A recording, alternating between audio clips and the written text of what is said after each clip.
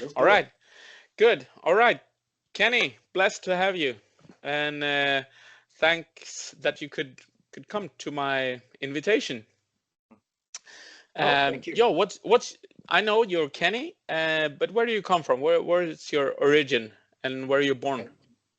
Okay. I was born in Brooklyn, Brooklyn, New York, and but I was, my dad was in the military, and my mom, I have two older brothers, and we were my one of my brothers was born in Louisiana, my other brother was born in California, so we were always on the road through the army, and but I was raised in the Upper West Side of Manhattan since '72. Came back from California from a base out there, and then my mom just brought me and my brothers back. So I'm from the Upper West Side of Manhattan, right before Harlem. I like to say Harlem because I rolled around Spanish Harlem and on the west side of Harlem. So yeah, so I'm from New York City.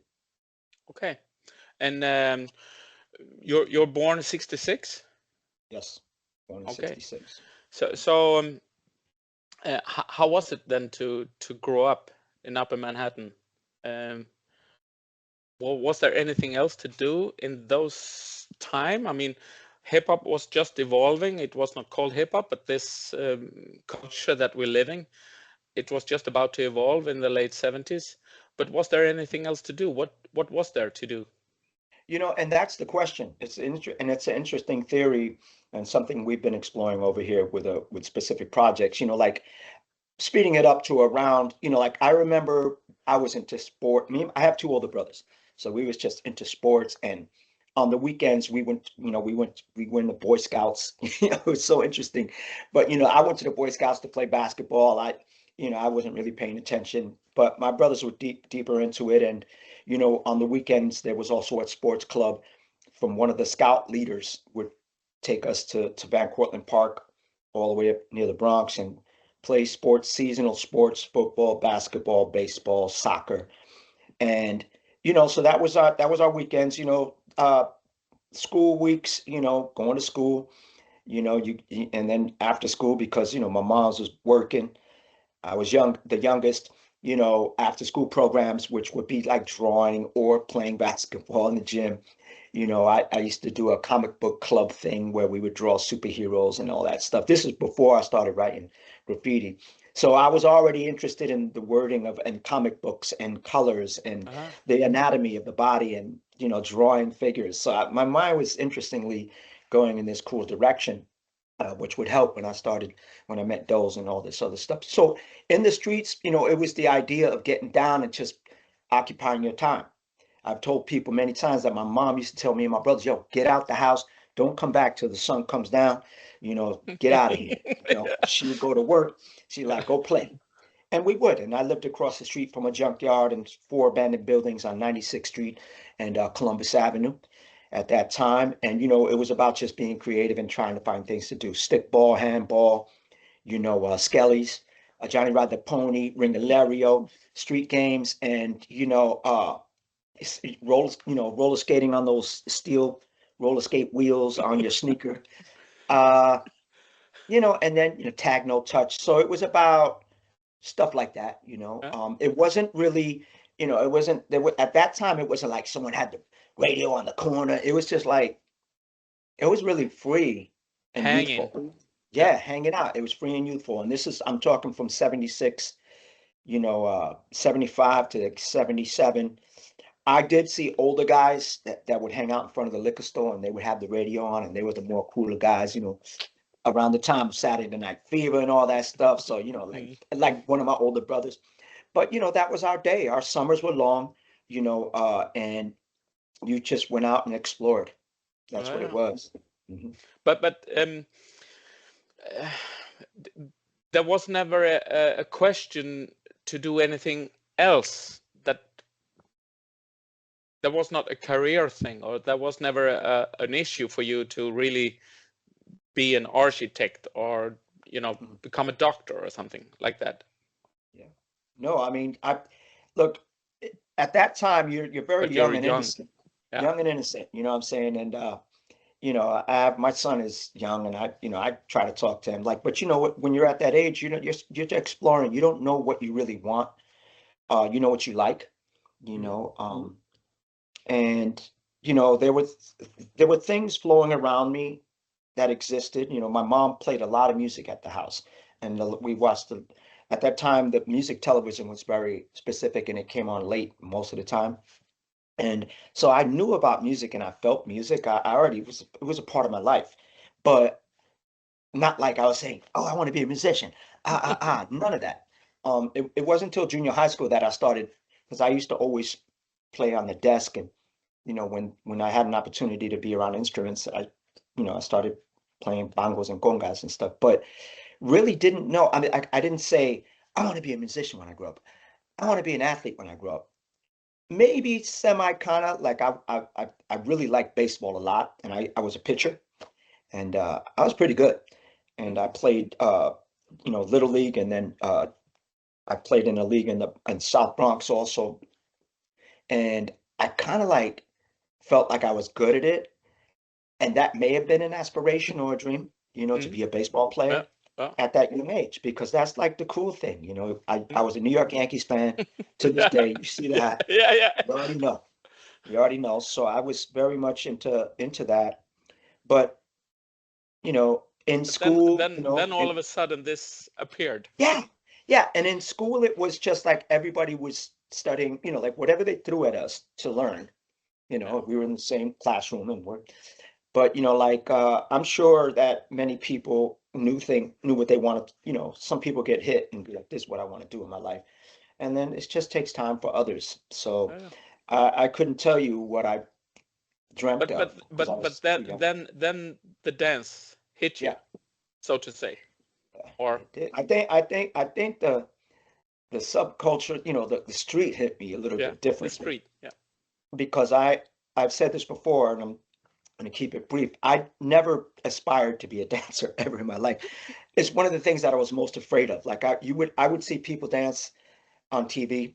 There was a show called it was either the Electric Company or Wonderama, and at the end, it was a kids program, and kids would dance, do a dance contest and dance, kind of like you know.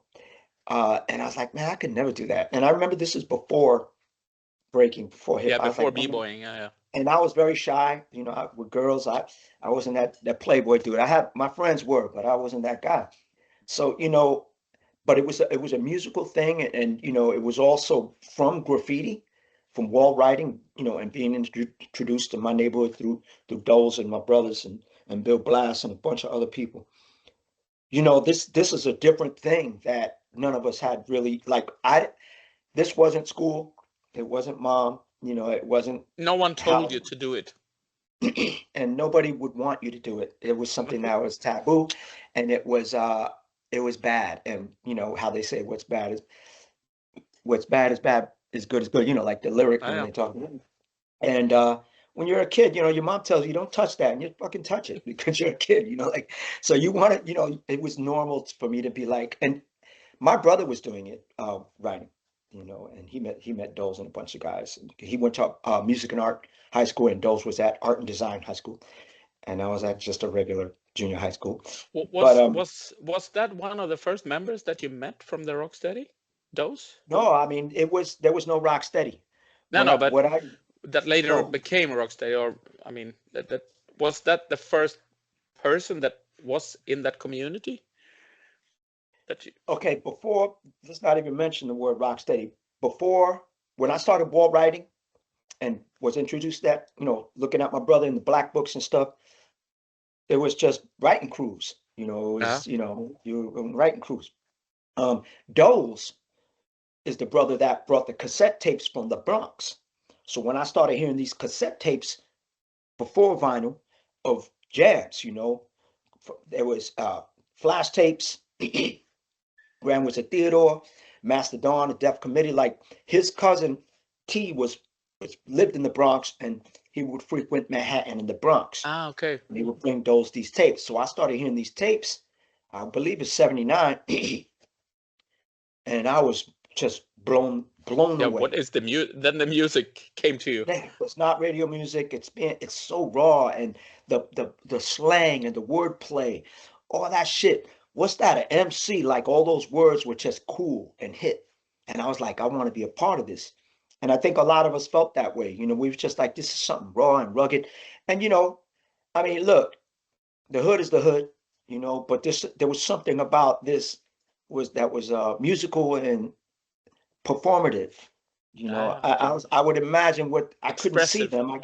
I could just hear them. I couldn't see them, you know. But then, you know, I see these players in my neighborhood. There was groups like Yeah. the Untouchables and the Shamrock Crew. So I now going to these outdoor jams. I was like, this is what it is. Okay, we do it down here too, you know. But they were just from the tree of the, you know, the roots. You know, they were just Oh really yeah. following suit what the Bronx had started with cut. I'm talking about cutting breaks and MCing. I'm not just talking Yeah. about disco playing disco music. I'm talking about when Yeah, people yeah, yeah, yeah. started The cutting the the real all that the real. shit. That shit was different. Yeah. So yeah, I think it starts from that moment to where, you know, we picked that up, and those was pivotal. So we started the Young City Boys. I believe it was winter of '78 or spring of '79.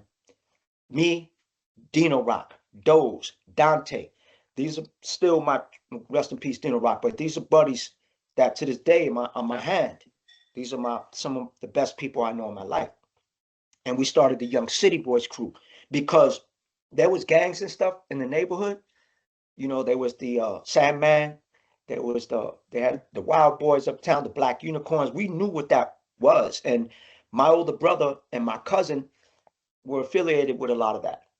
But we were younger and more, we were kind of vibrant and colorful in our own way, and not didn't have those certain situations of having familyhood and brotherhood, sisterhood. So we knew what it was, but we just wanted to start a crew.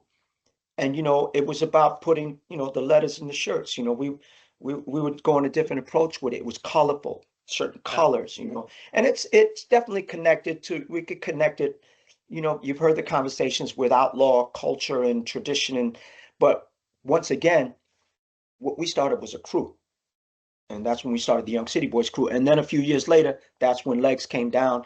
I met Frosty before Legs with the Rock City crew, Sundance, the Ortiz brothers, Charlie Rock, them dudes from 90th.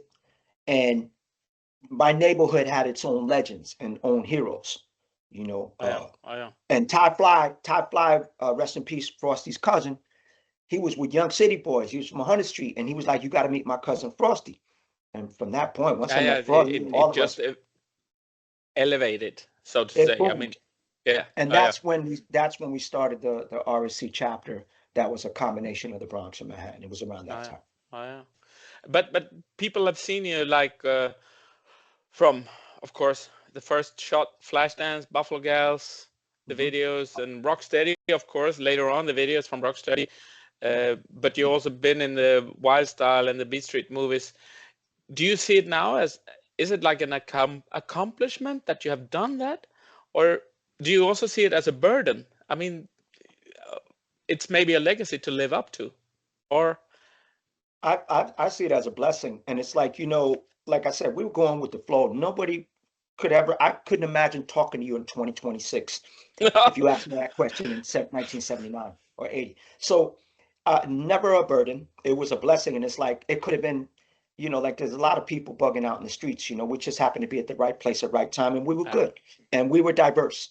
You know, it wasn't just one-sided. Everything about what we put together was interesting, and we just got those opportunities. It could have been, and it was other crews. It wasn't just Rocksteady, but you know, Wild Style was that was the big deal. I mean, yeah. that was, you know, Style Wars. These moments are pivotal to, you know, the To a lot of direction, people, to a lot of to the people, not only and to the Rocksteady, but direction. everyone who was there. Yeah, to the direction of the culture, and Yeah. it's very cultural, and it's not just breaking. You know, that's No, what I no, love about it.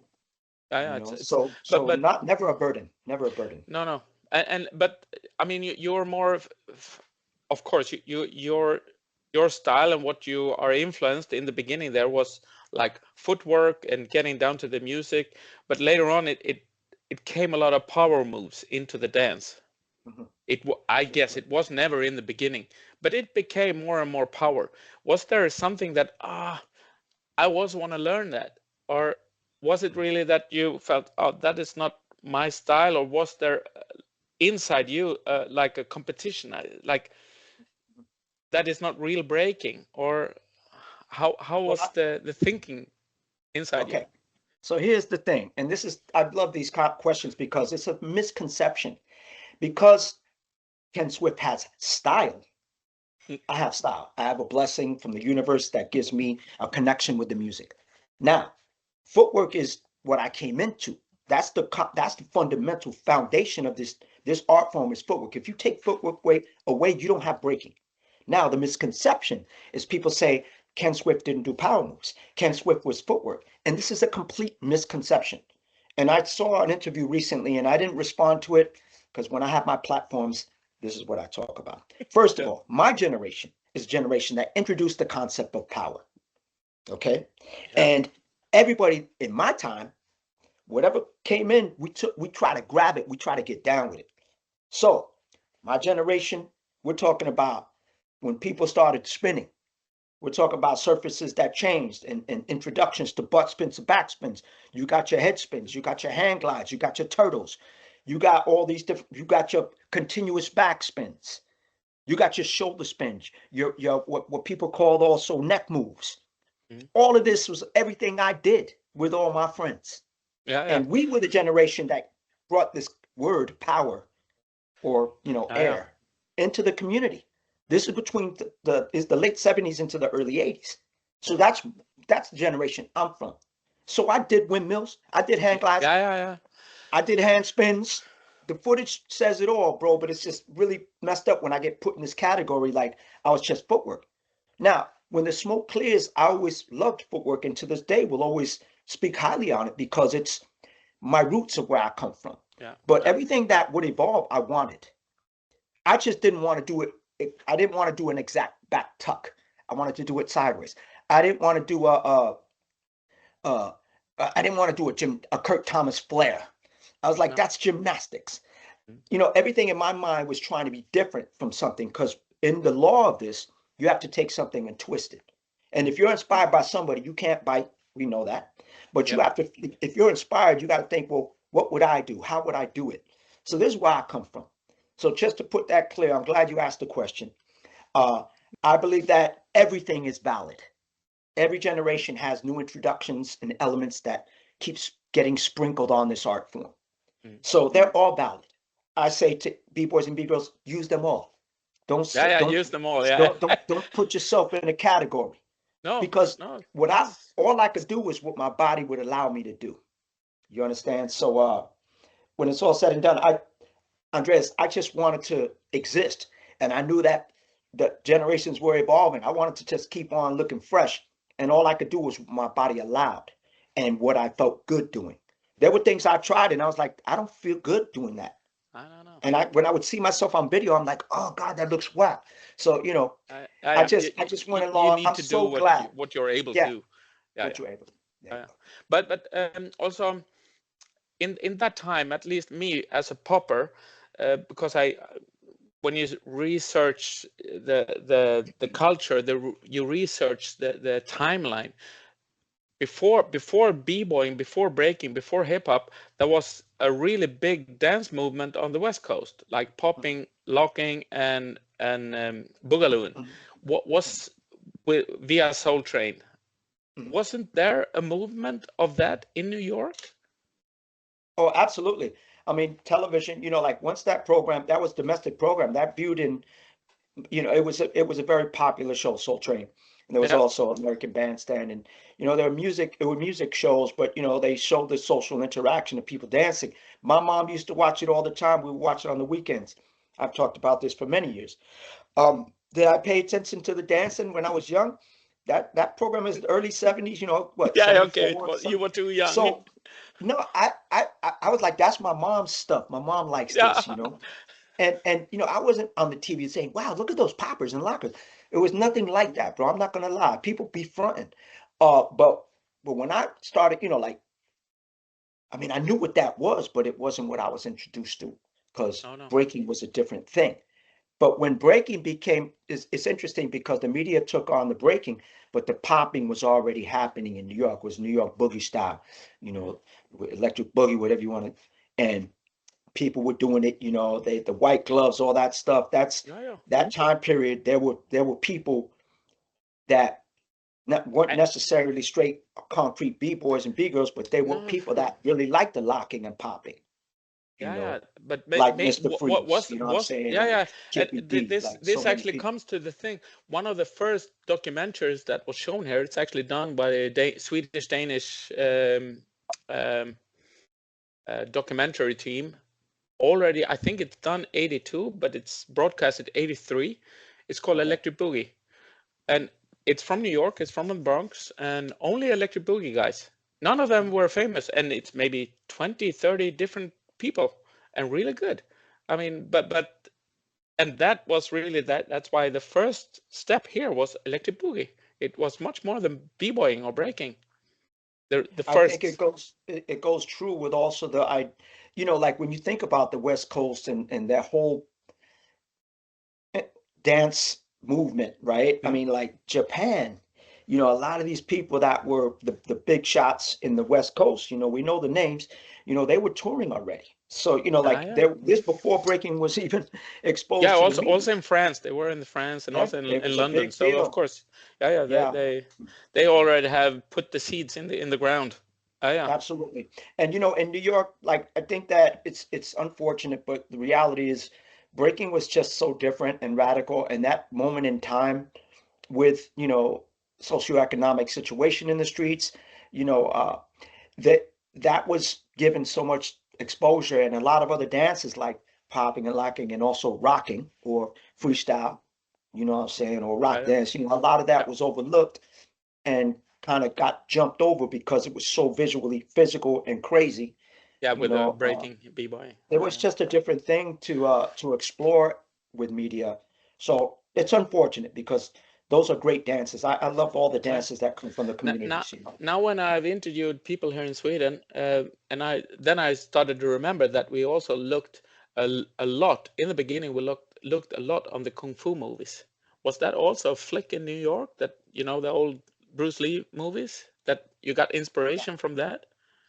Well, you know, what's interesting is that those movies are shot in Hong Kong. Shaw Brothers Films, Golden Harvest, a lot of these companies, you know, and what's the crazy reality is that these films were being shown at some business arrangement to where the US was showing these films on a regular basis on television and in movie theaters in the 70s. Bruce Lee had a big impact on a lot of things too, with you know, Enter the Dragon and all, you know, all the movies that were at that time period. So that was something that was, you could see them at in your house on a Sunday, Mm. a kung fu movie, and that's what Yeah, we would do.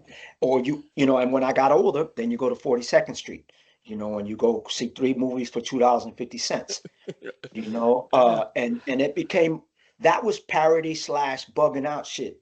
You know, we didn't be like, yo, let's go look at them, and but you know, it was so interesting to watch it, the subtitles, the Yeah, yeah, the overdubbing, whole, yeah, everything is yeah. just It was hilarious funny. and fun, Yeah. and at the same time it's very physical. So yeah, I mean, I think we were all, I mean, Frosty is one of the guys we used to, I mean, it's, oh, by the way, in the picture behind you, Yeah. that's Frosty Doze and Ty Fly is with the red vest, just to mention.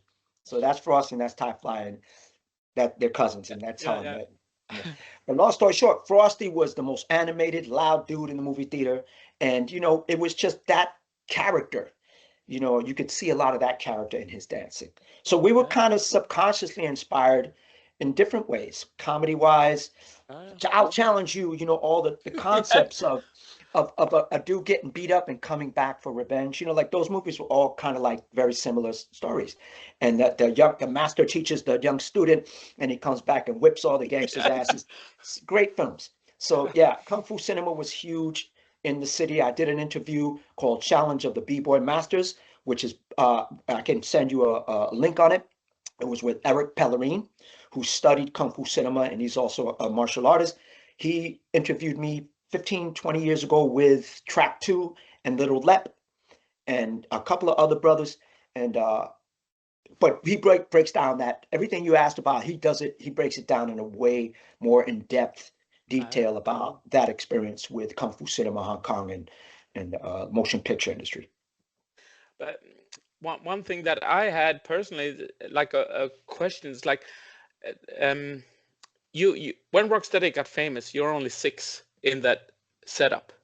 Like here, I found it actually this, the Uprock Got it? thing. Right? It's only 6 guys or Mhm. 5 guys and 1 girl. Was it controversial and jealousy from the other Rocksteady members because you were a big crew? Well, You I got mean, the fame, you got the records and movies and tours and everything that came with that. Was there a big jealousy around the other guys, or? well, if there was, and I'm sure there was, and they have spoken and have said something, that will exist. I can't speak on other people. No. What we did was a project. That was a simple project, and that was on behalf of Lady Blue, and that was just putting together this idea of this concept uh, to do this song. So there was a lot of people, but a lot of things were shifting in the streets. A lot of people were going different directions. I have this question was answered to me, asked me 4 days ago. Same question. So me, I'm going with the flow. I was a wild child. I was just like, wherever we at, we gonna go. And me and Doles, I'm like they down. put it together. No, they put it together as a package for a project, and it was about business. That was Yeah, about yeah, creating yeah, yeah. this single, and we didn't even know. I didn't know. They said we're gonna go do a singing lesson in Boston, and we went up there, and it was me, Baby Love, Doles, Kuriaki, and Buck, just us. We did that. Hey, you know, uh, thing, like kind of like at that moment to where it became structured and got put together professionally by Lady Blue and her brother. Uh, and they wrote the lyrics, they did the music. Yeah, So it was, and it was a British woman. She was yeah, she had business. a vision to do Yeah, this vision. thing with Yeah, this, and she needed Baby Love. So yeah, of Baby course. Love wasn't the baddest B girl in the street by a long shot.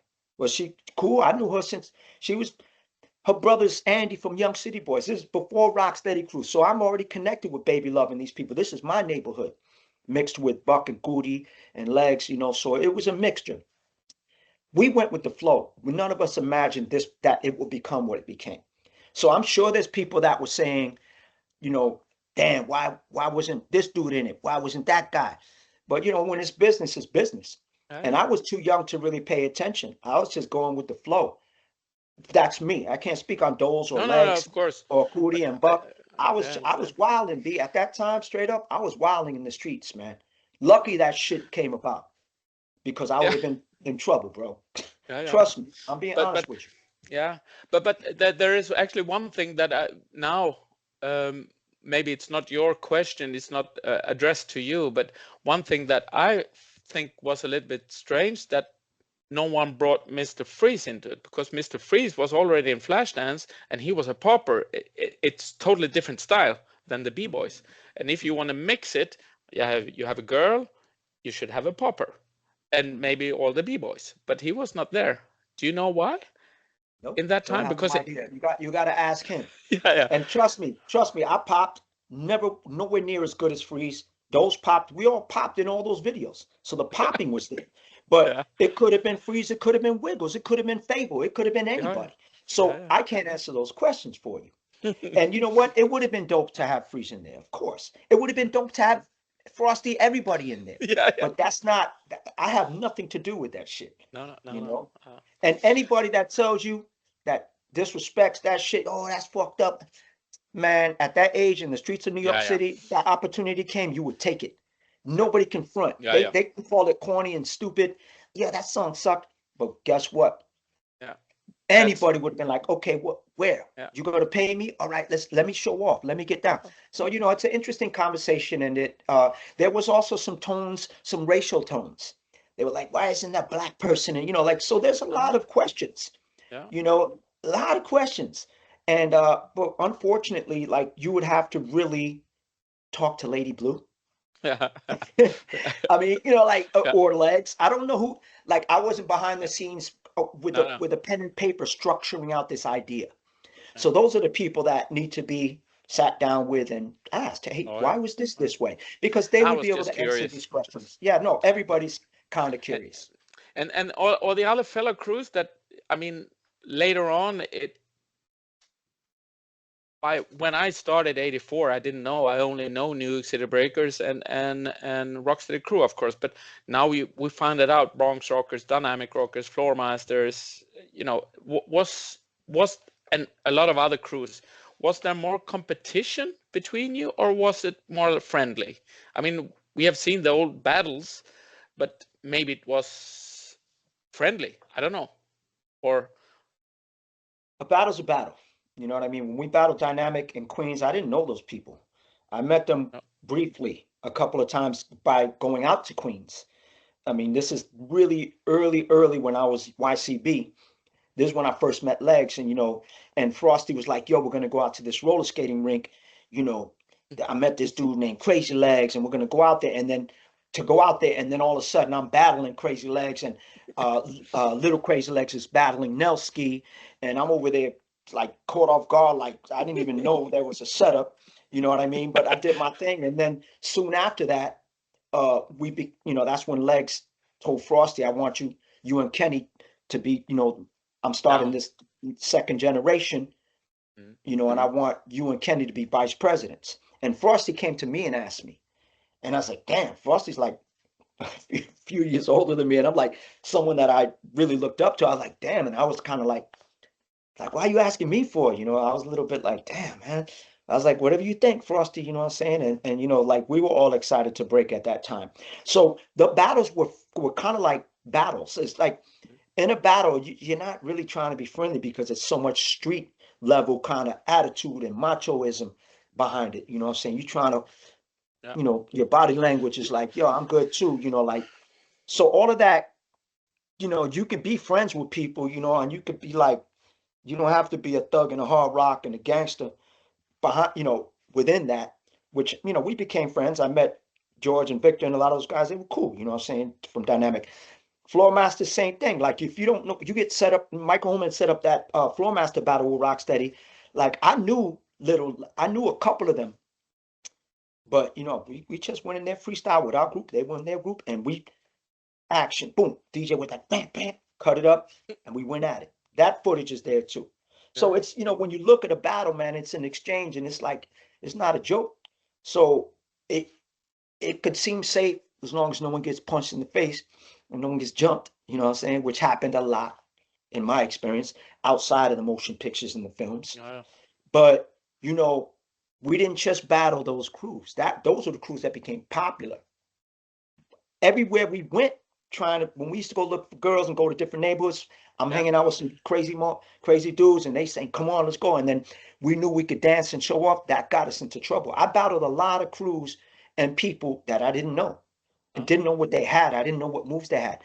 But in that environment, if you trying to make a name and you're trying to stand up for yourself, you're going to break. So As soon a as the lot of those music put on, situations, then yeah. no, and a lot of those situations were violent, you know. A lot, I'm not going to talk about it too No, no, much, but a no, lot of people were jealous.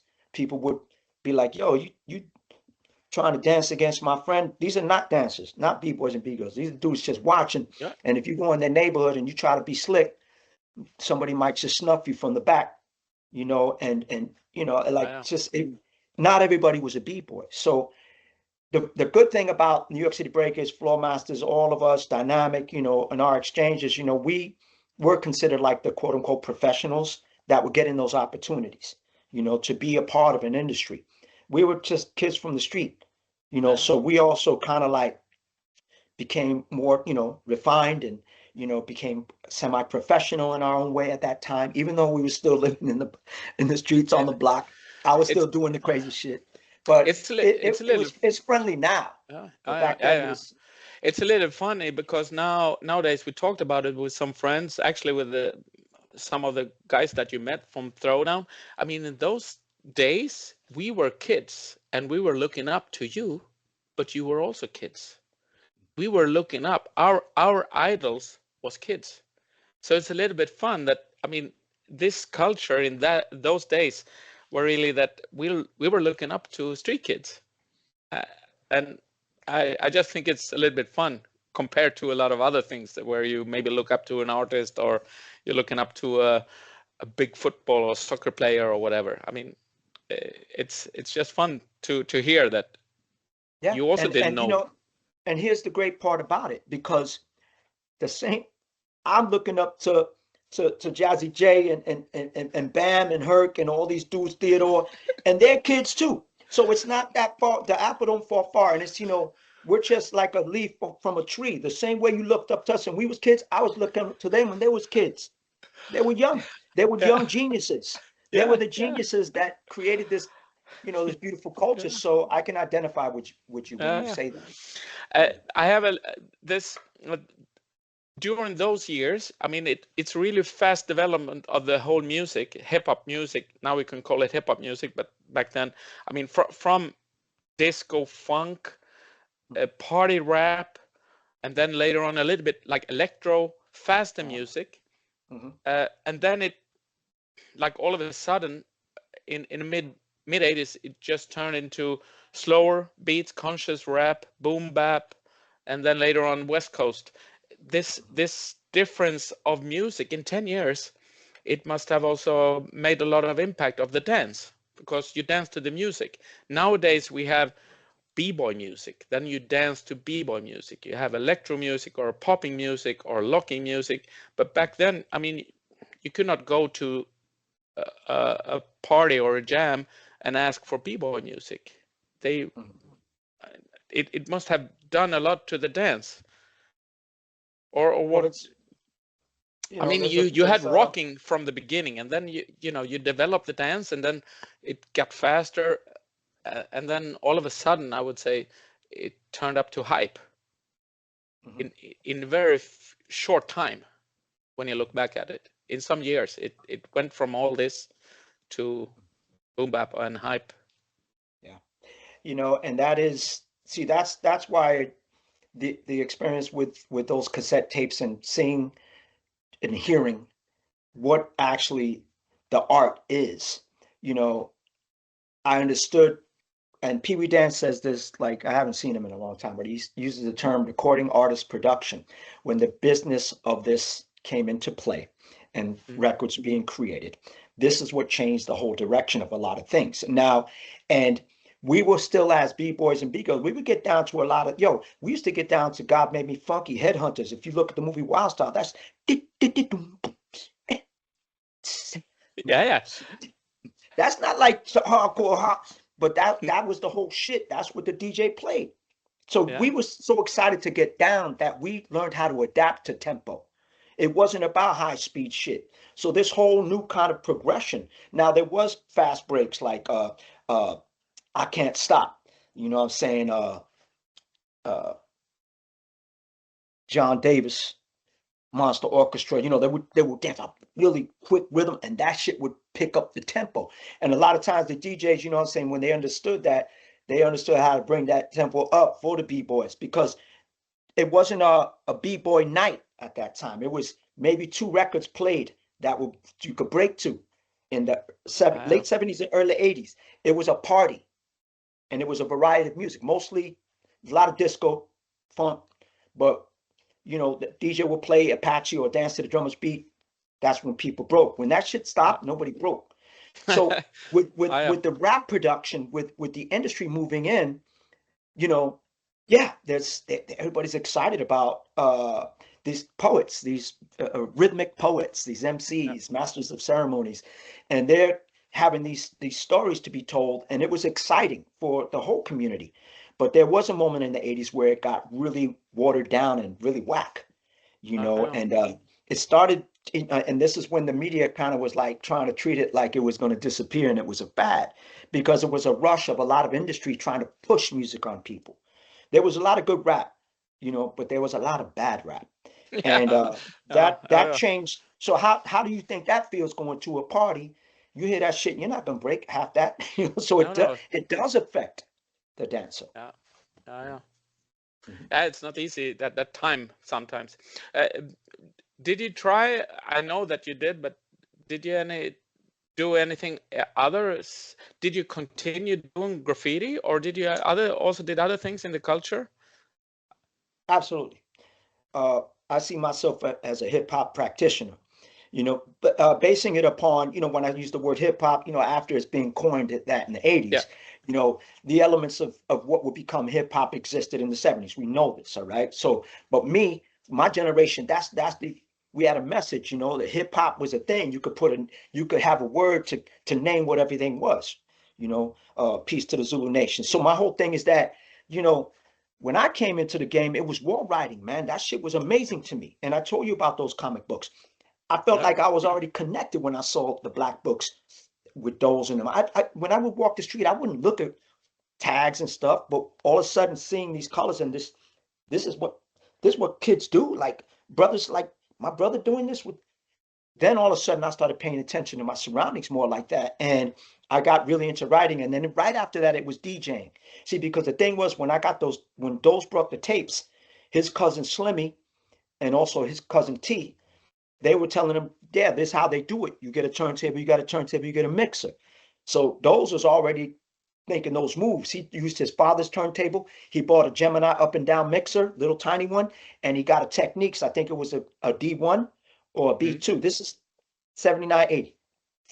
And that's when we started trying to figure out what those records were on those tapes. So then I started DJing, to answer your question. And right after that, I started rhyming. Me and Doze was rhyming. We were like, yo, trying to rhyme and imitate.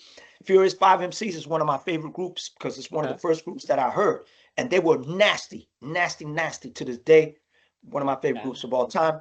And the way they would harmonize and come in and out and the things they were saying, it was just like so different and slick. I was immediately attracted. The last thing I seen was the breaking. That's the last element I saw. So to this day, on behalf of your question, I do all that shit. I still do everything else. I just don't ride on trains. I don't walk the street tagging my name, but yo, man, my whole black book's right there in the corner. I don't know if you can see it. Like I got black books, and you know the kid is hip hop, man. You know it's never gonna change. No, that's nice. I call myself a big kid, man, because I'm still like a youngster. You know, just loving this culture. It's fun. It's fun shit. And now something that I think being here, but also when I try to look at the New York scene, that was there a difference of the rap community and the b-boy and graffiti community? Was it really a community together, or was it that you were hanging out only with the b-boys and the rappers was hanging out with the rappers, and or was it really a community together? Well, a jam is a jam, and that brings all that together, right? So a jam is the thing that brings that all together in its own way. Now, you know, a lot of MCs didn't break on the floor. You know, a lot of B-boys went MC. Me personally, you know, like I was down with all that. I wanted to be a part of all that in my own way. But at that time, the MCing thing and the DJing was the backbone to everything. You take that out of it, you don't have this culture. It's the music, it's the beat, it's the drum, it's the word. This is powerful. And, you know, everything within that, you know, through breaking and writing, you know, and graffiti, whatever people want to call it, we could see the connections to all of that artistically, you know, for having the freedom of saying something the way you want to say it or do it. So, you know, I think because of the radio stations grabbing onto it so much, it was more rap oriented, and they didn't really see it as a full community. They didn't acknowledge writers. And if they acknowledge a breaker, they might acknowledge one person to go to Hot 97 and speak, you know? So the whole rap community only knew about one breaker or two, you know? And this is a big deal. People don't talk about this, man. But, you know, as a crew, you know, we were a headlining crew. We were on stations before all this shit. We were on WHBI Newark with Africa Islam and the Zulu Beat. We was in the studio, you know, we were bubbling in the streets and we were battling people. And when we started the New York City rap tour, all of that, those recordings, you know, they were playing recordings on WHBI. This is prior to, you know, these big radio stations getting their platforms and doing it. So we were b-boys in the radio station talking about what we do and talking about what you were doing on and the streets, writers too. People would be guests in the studio. It was all of us. We were doing writing, dancing, DJing, MCing. So I think with the big radio stations, they have agendas, you know, and it's about selling records and it's about radio play, and they have an audience and they want to keep listeners. Yeah, there you go. So I think that had an impact, and I think a lot of dancers resented that. I had friends that I grew up with. They were like, "Fuck that shit." that MTV rap shit, because you know they were also saying like a lot of that wasn't really paying homage to the whole culture. You know what I'm saying? They were just using rap as this Oh, yeah. television, this media direction, and it worked, and it was beautiful. I mean, I loved it, but Yeah. I understood people's other opinions on it. You know. Yeah. Mm. Well. Anyway, we're coming to the 90s, and I know that there was a down period in New York, also there, uh, like all over the world, in the end of the 80s. But I know that I met you in 93 in Germany, and I know that it impacted you. But can it come from you? That what was the feeling? How come that you came to Europe, or how come that this that you were back onto it? Mhm. Well, once again, see, when you live something, you know, it's not a off and on switch where you leave it and drop it. To this day, you know, I'm Kenny, and this is something I value in my life because I've always just been true to what I feel. So in the 80s, when everything went crazy and when the crack epidemic came and the streets got hot and people getting murdered and going to jail beyond belief, you know, it did affect the community in its own way. When the media downplayed breaking and tried to say it was a fad, and they were doing Mm. comedy programs would say, "Oh, the breakdance hospital," and all that. You know, if people were trying to use comedy Yeah. to disrespect it, you Uh, know, when all of that had an impact on a bunch of people, and the impact it had on me, it made me angry because yeah. I still was a b-boy. Like no matter what would happen in the late 80s, if Apache came on, no matter where I was, I always broke. It's a lifestyle. It's the way I live. It's not, oh, it's hip now. It's cool to do that. I didn't give a flying F. Who cared? When I felt it, I got down. Yeah. Yeah. Always. It was just a thing. It's like hard to explain. So, but yeah, it did have an impact on the clubs and the communities. The clubs weren't really trying to cater to, you know, having people, you know, get dirty on the floor or like start a fight because it's a battle. I think there was a shift in New York City with all of the details around what was happening in so many different areas, right? Um, so like through that, I got into a lot of trouble. People know what I've been through, man. I went through a lot, and I'm knock on wood, thankful to be here. Uh, and a lot of us did. So, there was a few members from the crew, what I'm saying, that passed away, Mm. Buck Four and Kuriaki, Yeah. plus Kippy D, plus, there was like a lot of people went through some craziness. Um, and it was us linking up with Electric Company, which was Magnificent Force, which was Wiggles and Fable in them. Yeah. They had already been, me and Legs bumped into them, and they were like, "Yo, we want to," they heard about these, Buck and Cootie and all this other stuff and the turmoil, the streets, and they were like, "Yo, we want to do this, we want to do this thing." And at the time, uh, Wiggles and Fable and Mr. Twister, Lacatron John, Charles Sanchez, uh, who was it? This other homegirl was, I forgot her name. They were doing these kind of vignette theatrical kind of presentations with popping and breaking and all this other stuff. And they did a couple of performances at the Criterion Center. And if you talk to Quickstep, he can give you more insight on this because Yeah. he was one of the people that there was a couple B-boys in there. Um, but when we linked with them, you know, that's when we started writing this story, which will become a play called So What Happens Now? And Yeah. this Yeah. is That's right. going into the late 80s. So this this coming back and being, like a lot of us, like I said, everybody kind of got kicked around, man, and had to get real jobs and, live Yeah. life. Yeah. That's. The breaking shit died. They kicked us to the curb after that record. So a lot of us got into crazy shit. You know what I'm saying? You know Yeah. how the streets work. You got to Yeah. keep that hustle on. You want to keep the fresh tracksuit. You want to keep the Yeah. gold chain. That money Yeah. wasn't Yeah. coming in like that. So a lot of us had to make those adjustments.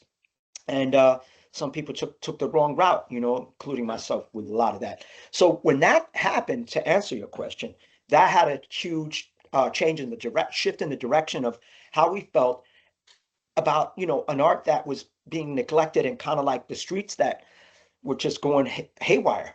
So we wanted to talk about that, and that play was really powerful to start this new surge of creative ideas and storytelling, and it was Oh yeah. wonderful. And it was rhythm technicians and Rocksteady crew.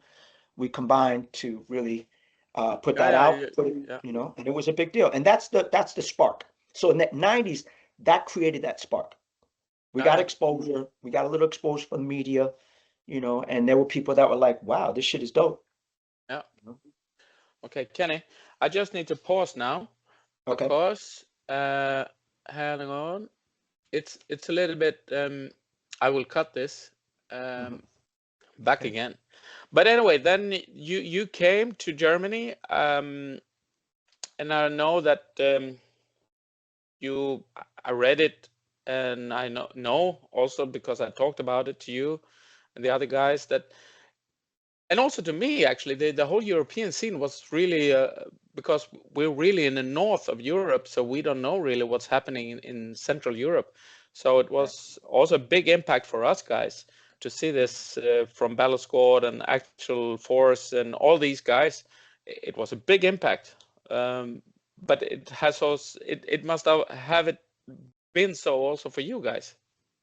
Mhm. Oh yeah, I mean, look, we were excited, man. There was opportunity. You know what I mean? Like we didn't imagine.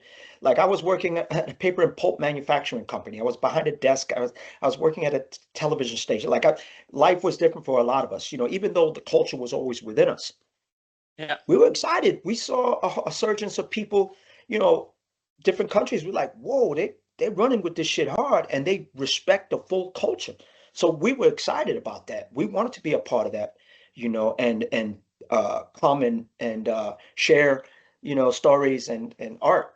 So we were excited that people grabbed the torch in many different countries and ran with it. And so that's a good thing. um, and I know that you met the other Swedish guys here from Throwdown. I mean, Freeze, Nico, Jerker, and them. And you were also here in Sweden to see them. Is there anything that you remember especially about anything there? Because it's like a Swedish pod. Well, I remember I think one of the first times I saw him was in Hanover, Yeah, and it was at some Clean Jam, or I think I Clean have a Jam or flyer. Spring Jam. Yeah, yeah, Yeah, I think I have a flyer, and it's a big venue, and I think it was me, Twister, a lot of us that were combined, RT Rhythm Technicians, Rocksteady. We were out there, and yeah. That's right. It was when not I only when Rocksteady, I it was Adesla and them guys. yeah, Yeah, there you go, there you go. yeah, So what stood out also was like in the beginning a lot of people were apprehensive and people standing around, and it was a big space, but then like what I remember is them dudes just started going in. They weren't waiting for anybody to break, they started breaking, throw down. And I was like, oh snap, these dudes got style, you know what I'm saying? They dressing, they understand the fashion, because a lot of people look like clowns to me yeah, personally, to be honest with you. I'm sorry, man, but yeah, yeah. I gotta keep it 100, and that's everybody's choice to dress the way they want. But B-boy, back in the days when you see someone, you knew there was a B-boy automatically. And I like that they had a sense of style and fashion, and they were dope on the floor, and they were unique individually. That's what I liked. Yeah, yeah, Mhm. cool. I mean, that's. I just turned my camera off because it's still a little bit strange about the video. Oh, the connection. Yeah, Oh man, it's not on my side, correct? I don't know. Uh, It's all over to US. did it start like this, or it just started happening like this? No, it's the last 20 minutes, 15 minutes. Hmm. Huh. I don't know, but I mean, I hear you clearly. Yeah, because I had recently just done this last Saturday for a little dance thing, and I noticed there was this choppy Yeah, yeah. connection after like an hour and a half. So maybe it's I think it's about restarting a link Yeah, sometimes could be. because Should we try? I mean if you can't hear me and the words are chopped, it doesn't make No, no, sense. no, no. But now it works fine. So it's Oh, funny. so we're good. Yeah, Okay, we try again. there we go. There we Well, go. anyway, about the Swedish trips, you were here for the Swedish Championships and then some other jams. Um, and now it's long time. Time flies. But Mhm. what is your memories from that? It was so, traveling and we traveled in the 80s and stuff, and it was what it was, but we were really bringing the culture to a lot of these countries. But to go back and travel where people were conscious, man, it was just exciting. It was, artistic, and it's like, going to places where people didn't really speak English, and but you spoke breaking, you know what I'm saying? We Yeah, understood yeah, each yeah, other, yeah. so to me it was that's the power of the culture, that it unifies people through art and freedom of expression. So Yeah, to that's me, that what was exciting about it, man. It's just like meeting new friends, I used to go to people's houses and have dinners with their families. I was like, yo, this is real, some crazy shit. But yeah, we were at that point consciously, like it was all right. We weren't spoiled little bitch asses be like, nah, I need a hotel with it. I need yeah, yeah, first no. class flight. We were just like, we were going freestyle, man. And it was like a human Yeah, yeah. type of thing that was real cool. That's what I miss. And Yeah, I it's, talked to both Sandro and Alex, yeah. Renegade Hmm. here. It's like, Hmm. I mean, that's like a dream come true. We have Kenny here. We have him Hmm. in our house. It's incredible. I had But Pop and Taco by my parents' house. It's, that's you don't, huge. yeah, it's That's huge. so it's funny to have those memories, and then you have been able to do that, because I think it's a little bit lost now, because now it's the culture is not. I don't know. Maybe it's there somewhere, but sometimes I have the feeling that really need to have so big venues, so many people, Mhm. big hotels, and it's not that familiar anymore. But Yeah, it's a big change. And like when they say the term broaden your horizons, right? Like mm, I've heard that term many times, but those experiences are priceless. That you can't pay for that. You can't go, you're not going to get that in a hotel. So with me, it taught me, the traveling taught me about the world and taught me about people.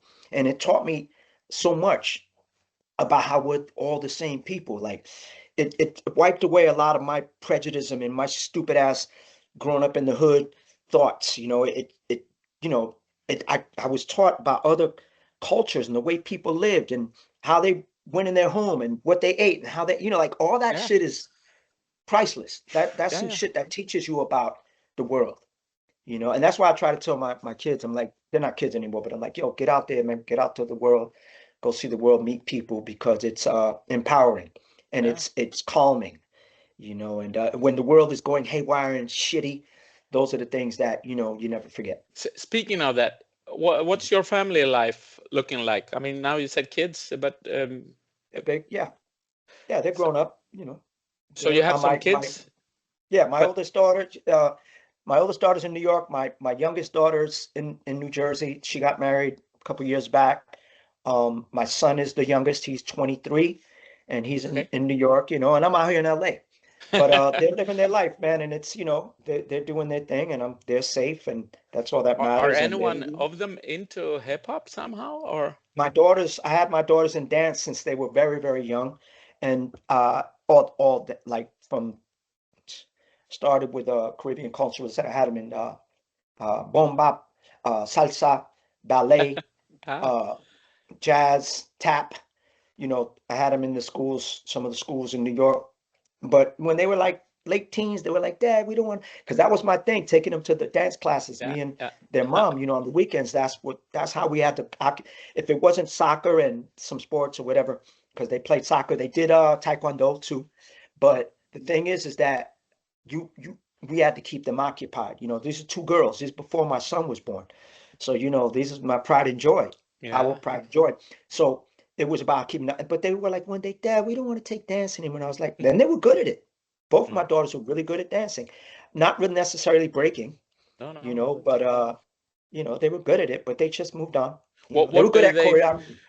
what do they think of you, as their father is like one of the key figures in this culture? I mean, I think they got it. I think they were tickled. You know, when I used to take them, they were very young. When I would take them to Jam on the Groove, when we had a theater in New York City, that was a, you know, they were like, wow, this. They were sitting in an audience of people, and I think, you know, they were very young, but at the same time, I think they're tickled about it when they reminisce from all that. I don't know how they feel sometimes. I know they're pretty proud, I guess, you know.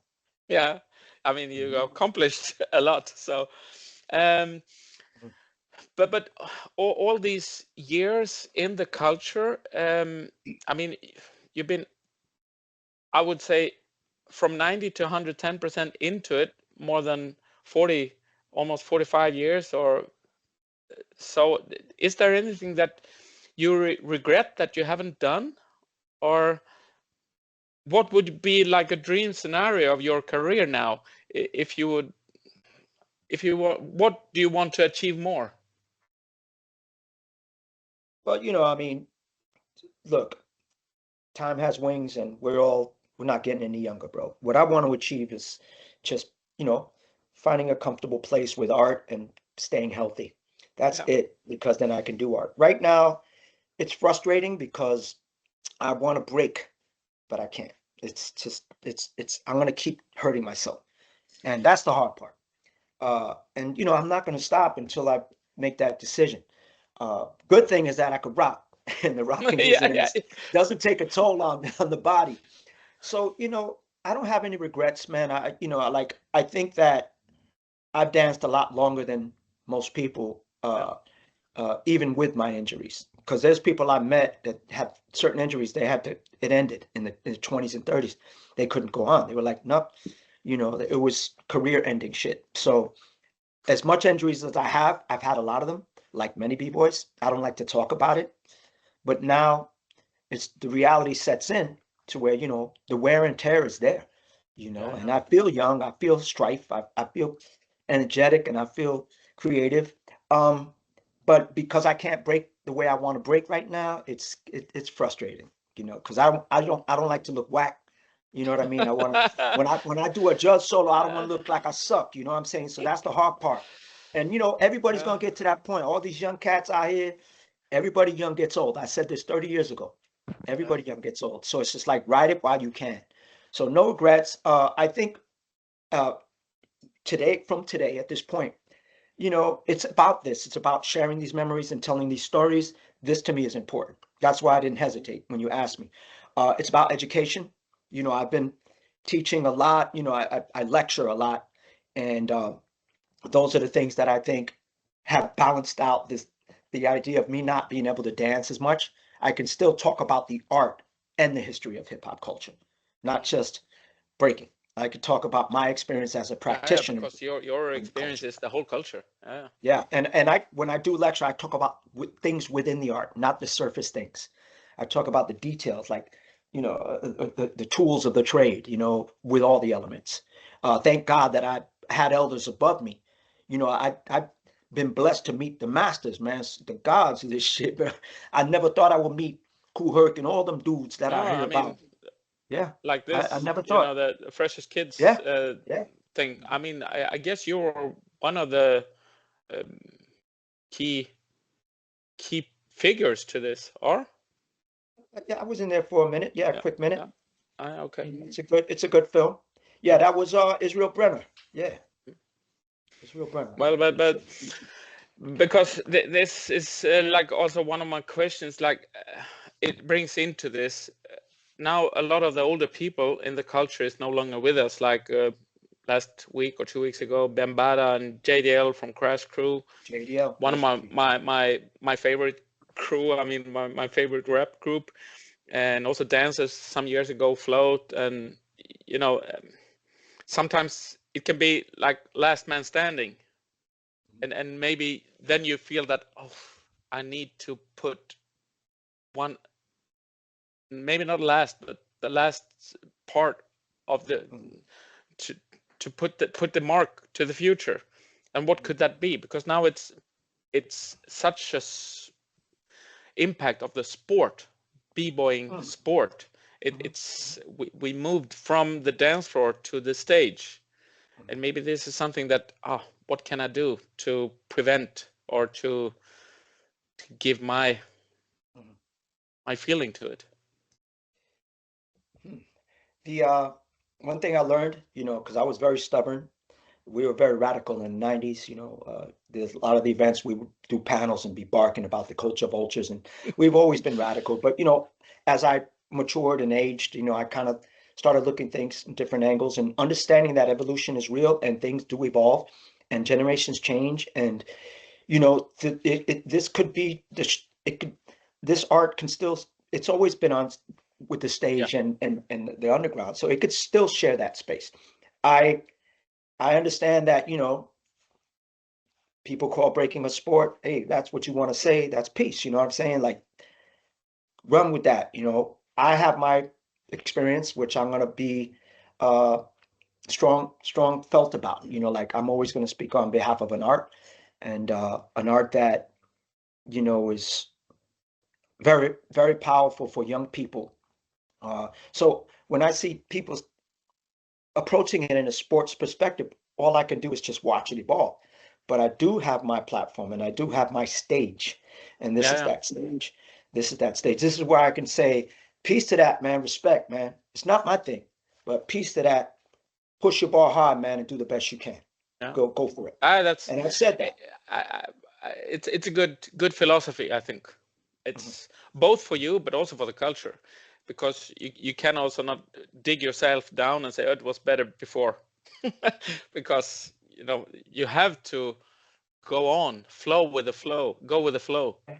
Yeah, and it's funny because I was talking to Poppin' Peters, like one of my idols. Yeah. I was talking to him years back, and he was like, yeah, man, he was saying that how every generation kind of like the elders kind of like, I don't like this new music. This is the real shit. Like every generation is going to do that.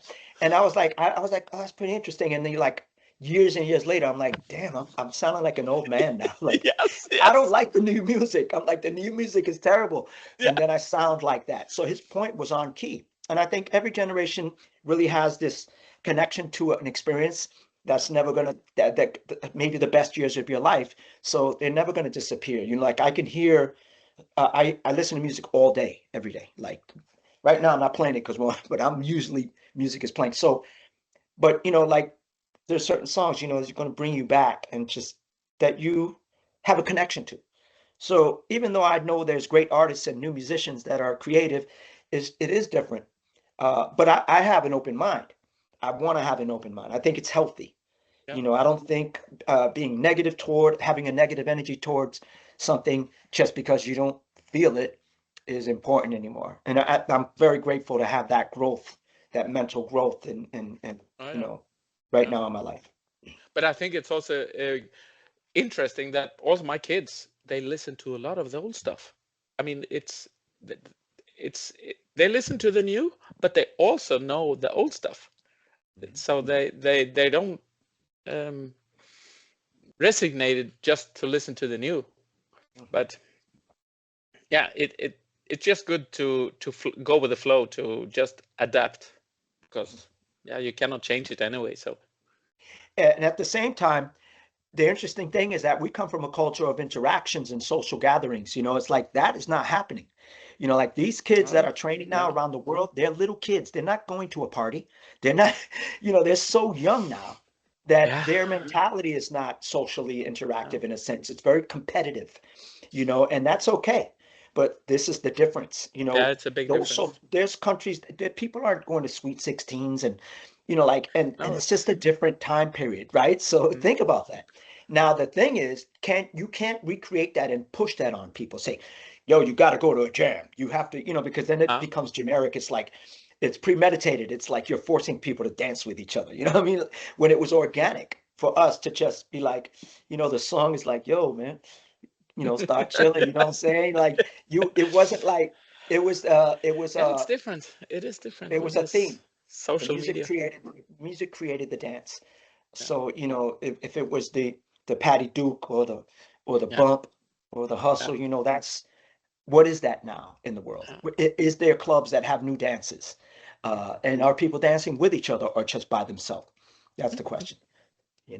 That's the question. Yeah. But you must also feel, because I feel it like that here in Sweden, but we started way later than you guys. But you must still have the feeling that I was with it from the beginning. I know the foundation. I was there. And maybe also partly because of me, this culture exists. It's a great feeling inside of you that, It's a blessing. yeah. I never imagined this, bro. Trust me. No. I never imagined this shit. Right now, to be here is just what a life. I Yeah, can't complain. And I feel a responsibility also. So that's why I'm receptive to the community and I want to be there as long as I can. If you now think back, if you would not have founded this back when you were a kid, do you know? And also, if the culture did not evolve, if it was never moved out from New York, it would have maybe played out and died. Do you have a thoughts what you have done instead? Oh man, I thought about this question, and these, I can eat like. There's times when I avoid questions and I just say, pass. Like I could do that. But no, the thing about it, realistically, I was talking to my girl about this, and I was like, if I would have, if this shit wouldn't have became what it became, I probably would be dead. Probably would have died in the streets. I said that too, to me, but Yeah, because I was 25 years going, ago. I was going on a fucking crazy path, bro. Yeah. Either dead or in jail. And that's the worst shit in the world. Yeah. And People know. I don't like to talk about it, but people know around my block. And I have no shame in my game. Everything that happened to me was for a reason, and all of that happened Yeah. for me to be here today. Yeah. So, hey, we're humans, right? We all make mistakes and Yeah. bad decisions, and I made a lot. Also with friends, it's always. But do you remember that you had sometimes like a visualization, or what do you say, like a strike from above, that this is actually my life now. This is what I'm going to do. This is my decision.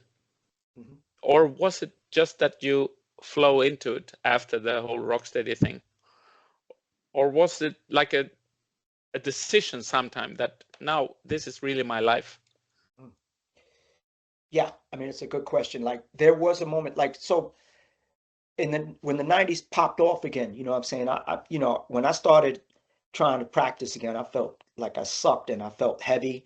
I was going to the gym, I was lifting weights. At that time, I was working a 9 to 5 job, wearing a suit 5 days a week, getting on a subway train, 9 to 5, stressed the fuck out, you know what I'm saying, hating life, but I was getting an income. I got married at the time. I was a family man. I had my firstborn.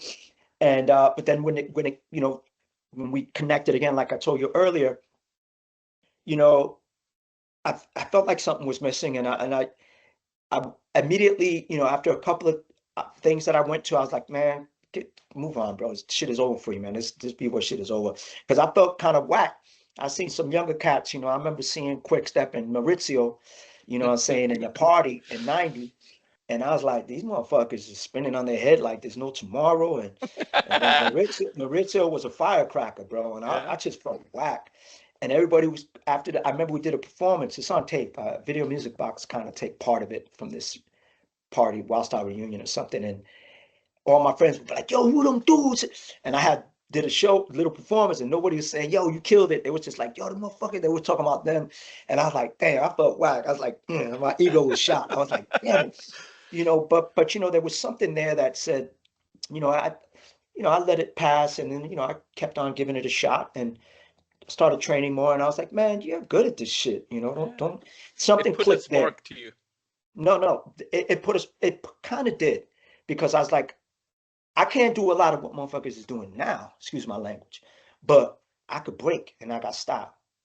And I love this music. And then it started bubbling. Now the one thing that's more of a strike to me, and I'll never forget it, is I was struggling, man, to try to, like now, like I left, I was working for WNET in New York City. I was working for broadcast operations department at a television station. You know, and you know, we would get more opportunities with Get Original and Rhythm Technicians, Rocksteady. So, and one of the people that were managing us was also a producer at WNET. I left, my job expired at that through technology, like they had to get rid of me. So that was the last job I had, quote unquote, they call it a real job, you know, because how is breaking a real job? So then I put my time and energy into breaking. So I tried to do better business because we had been exploited so much in the 80s. I didn't want to get shitted on no more. I didn't want to get jerked. And I was trying to really be professional. This is when fax machines were there, you get your business card. I was trying to start Kent's Productions. And I wasn't just good. I wasn't good at that. Like I was good at breaking. And the more I put my mind to that, my breaking kind of wasn't, so I learned that you can't do both. You got to really, and I wasn't good at that and I accepted it, but I was struggling. Andreas, I was struggling hard and I had young kids and I was, getting jerked. And then the whole shit with Rocksteady started getting sticky. Motherfuckers getting greedy with money and shit. And I was struggling really, really hard going to trips and people weren't paying me, traveling, coming back, and then getting into fights in my relationship because I was being told to get a real job. I mean, I'm sure B-boys and B-girls around the world may have heard these in their own Yeah, I lives mean, because just of to be your famous choices. is in the culture Yeah. doesn't get you rich. I mean, So what happened was there was a time, I think it was mid 90s, and I remember I was with my mom in her apartment, and I was like, I was just something hit me, and I was like, bro, everything's gonna be fine, man. Do this, man. This is what you do. And I took something hit me where I just took the stress off, and I was like, bro, just do your art. And stuck my teeth into it so hard, and just got into it. So I got really good. I got better, and I think that resonated to the community, and the community was saying, this I guy, want to meet he's this for real. guy, Kenny. I want to meet him. I want to, Yeah. and Yeah. I just let it go because I think I was trying so hard to make money that I was fucking everything up. And I was just like, because I didn't have that expertise. And this is around that kind of curve where I, considered management. And that was the big change. The shift was, a good partner of mine, Dante, years later, he was like, yo, I got people that could handle your legal shit. I could, and when the management team came together, just a small team, I was able to focus on my art and not worry. And last, so I don't keep talking, my girl Yaro also fly. She I worked with her in New York City with Seven Gems. She's a multi-talented, you know, master of art, and she road managed and did tons of stuff with us. And she's my best friend, and she would always say to me, "Ken," because there were times when I would still struggle, and I was like, "Man," and and this is early, years back, and I said, "Man, I think I need to get a real job." And she said, "Kenny, what you don't understand is you have a real Yeah, you job." have a real job. Yeah. She said, "You have the job that everybody wants." And I sat back and I was like, I didn't look at it that way, No. because of the struggle. But the freedom that I have in my art, Yeah. I never had that on that subway train. I never No. going No. almost getting into fights on the platforms with people, sweating and Yeah. hot summer day with a suit. My life was going by so fast Yeah. and it was just whizzing by me. Yeah. And coming back into this to have that support and trust down the line. From It people helped me. around you. Yeah. Yeah, it helped Oh, me. oh, It helped me. yeah. Yeah. Yeah, Yeah. it helped me a lot. And now 25 years later, it's you're blessed to choose Hell it. yeah. I'm grateful, man. I say that word gratitude a lot, man. And it's Uh, like, just I wake up every day and say thank you. Like straight up. First thing in the morning. Thank you. I had two finishing questions here. Like, because I didn't really know what special thoughts is what special question could I say to you. So I ask you, if someone would ask you a question, that what would it be? Do you have any question for yourself that no one asked me that before, that you come up with the answer? I read you briefed me on this quickly. And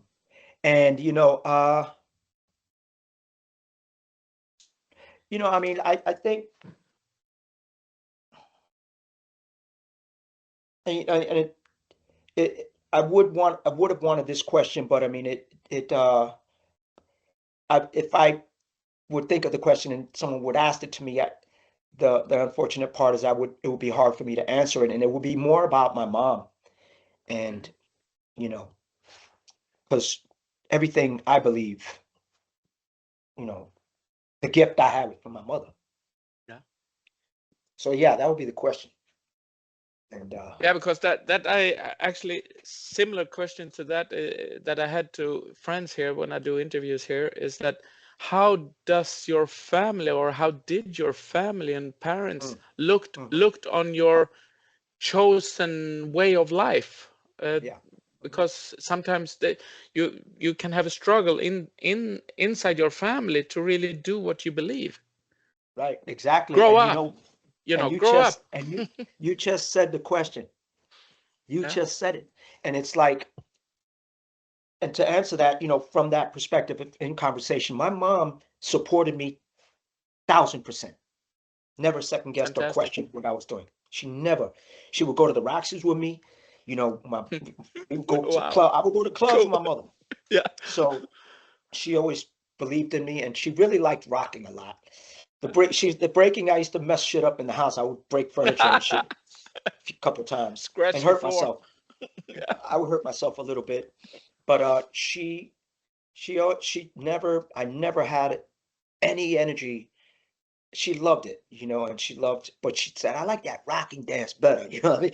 And maybe more because it looked more like the hustle, or look like, Yeah. you know, Yeah. Yeah. Yeah. like, Because dancing with that, somebody, what I yeah, mean? yeah. So, but yeah, man, my That, mom, I'm talking to my brother recently. I've been talking to one of my brothers, and my aunt, one of my aunts, Patty, and I'm doing more research on my mother and my grandmother, so I'm really trying to the Puerto Rican experience. They were both yeah. born in Puerto Rico, and I wanted my grandmother was an artist. She was a singer in Puerto Rico when she was young, and I'm trying to get more insight on that. Unfortunately, I didn't have a lot of those conversations with my mother because I was living my life Yeah. running free, and then my mother got really sick and passed away. So, Mm. Yeah, it's the heritage. I mean, you to yep, know your future. I mean, this is also partly why I do this. It's like all of our stories. Your exactly. stories is well preserved without me, but a lot of other persons that I talk to, their story, no one have asked them, and when they are away, the Yeah, story is away. And now exactly. it happens all the time. Now I see, a lot of those hip hop, culture people, they passed away, and who knows what they have in their drawers and what they have in the cupboards and what they had in their head. No one asked them, and it's just away. Their memories, their stories, the stories Yeah, man, needs. that's so sad, man. Yeah. And it's like it's left up to us to really try to revisit their life experience, and Oh, yeah. tomorrow's, it's cliche, but tomorrow's not guaranteed for any of us. So No, no. this is why it's important to have Yeah. dialogue and discussions and shit. Actually, I had my dad. He wrote his own biography, yeah, biography in English, yeah, Mhm, and he wrote it maybe 5 years before his death. mhm, But he wrote it for himself. He had it on a computer, and then my sister found it out 2 weeks before his death that he mhm, had done it. We printed it up as a book. It's really mhm. thick, maybe 150 pages, and we Excellent. showed it. We showed it to him 2 weeks before he died, and yeah, Amazing. mind blowing. That That's and it's great. like, oh, That's my great. story, Exactly. and you need I to do like that. that. Yeah. That's a great story, and it's like time doesn't wait, bro. You already see it, man. The years flew right by. So it's Yeah. like, yeah, these are things that we that's why community is important. Like, Yeah. look, JDL is a good friend of mine, man. You know what I'm saying? Like you know, the last few years it's just many, many people. One of my best friends, last year, two of them last year. I mean, it's just like you don't see it coming. You know what I mean? No. So it's just like, and I was reaching out. Like I try not to forget where I come from, you know, and a lot of those people that before all this shit was what it was, that we were there for each other. Yeah. Grow up So in the hood. yeah, you Well, never anyway, know. I have something that I ask for people. It's like maybe you have an anecdote, you have a story, something that happened during all these years that is just so funny, that, or is just so interesting, no one know about. Because I hanged a lot with Poppin Taco when he was here in Sweden. He lived in my house for a month, and he told so many stories with Michael Jackson, about Michael Jackson. I mean, it was just funny because he knew it because he was there. And maybe you also have, different, some story that was maybe never told. I mean, let me think. I'm trying to think in a party perspective. Uh, I don't think I've told. Well, I mean, we don't, as b-boys, we're so macho and think we the shit all the time. We never talk about, getting burned and shit. So, one thing that I remember, man, I thought I was the shit, and I may have mentioned this to a few people back. 1982, maybe. A club down the block from where I live called Broadway 96. It's the spot we all went to. It's right down the block from my house, which is crazy. And Rocksteady crew, we were bubbling, but I mean that was by my block, and people went on Saturdays, and it was a club. It wasn't a hip hop club. It was a club, and I remember going in there, and we Rocksteady was doing his thing, but the Ball Busters, which was a gang from the Upper West Side, they would frequent it. It's like a mile away from the club. So, but we had our spaces in there, and I remember going, a song called this rap record. I think it was called Scorpion. It's like Yeah, electro yeah, kind yeah, of like yeah, sound. yeah, yeah. And circle was open. I went and tried to get in the circle. I started trying to get busy, and this dude came up to, these dudes came rolled up, and they was like, and none of my friends were there. They were kind of all scattered, and the dude, I did some dancing, and he came up to me, he took my hat off, and he rubbed it on, he threw it back at me, and I caught it. It's like, what And shall I I was do like, now?